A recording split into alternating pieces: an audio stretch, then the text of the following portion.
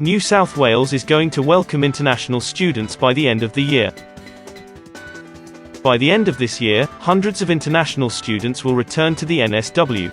However, vaccine restrictions do not probably consider students from major markets such as China and Nepal. The strategy to resume the critical international higher education sector of the state was managed to complete, and therefore would shape part of the state's transition plan to reopen the long-awaited inbound travel, is confirmed by Treasurer Dominic Perrottet. NSW will have first-mover advantage compared to the rest of the country.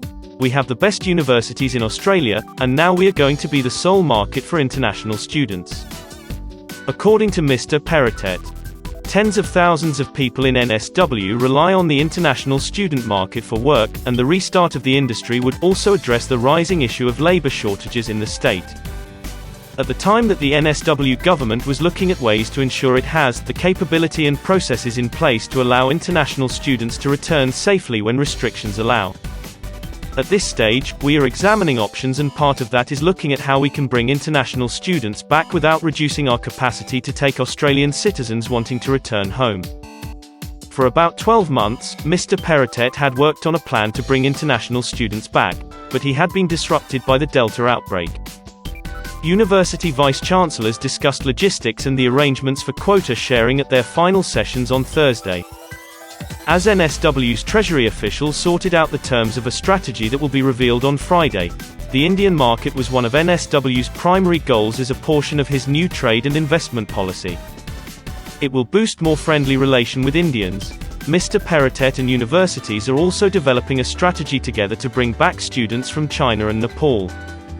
Deputy Premier and Minister for Industry and Trade John Barilaro said the staggered return of students was stage one of a pilot that would slowly expand and evolve.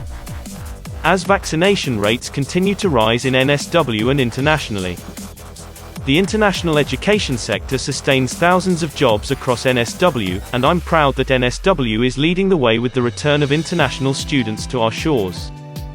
The safety of the people of NSW is paramount, and we are taking no risks. All participating students will be required to be fully vaccinated with a TGA-recognized COVID-19 vaccine, and strict quarantine protocols will be in place. The strategy would first necessitate that every incoming international student to be completely immunized with Therapeutic Goods Administration accepted vaccines, such as Pfizer, Johnson & Johnson, Moderna and AstraZeneca. This leads to students from countries such as Singapore, Thailand, the United States, Malaysia, Hong Kong and Japan will be permitted to enter in the first place. But students vaccinated with Sinovac or Sinopharm, including those from China and Nepal, will not be able to travel back to study in NSW at this point. While there will only be hundreds of students coming back next month, universities fingers crossed to send international students a message about Australia's desire to actually welcome them back. The NSW government is concerned that the state may lose students to Canada and Britain if returning of international students remains halted.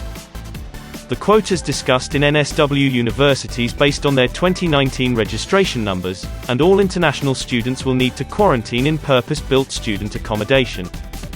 Until international travel arrangements open up again, charter flights shall be operated.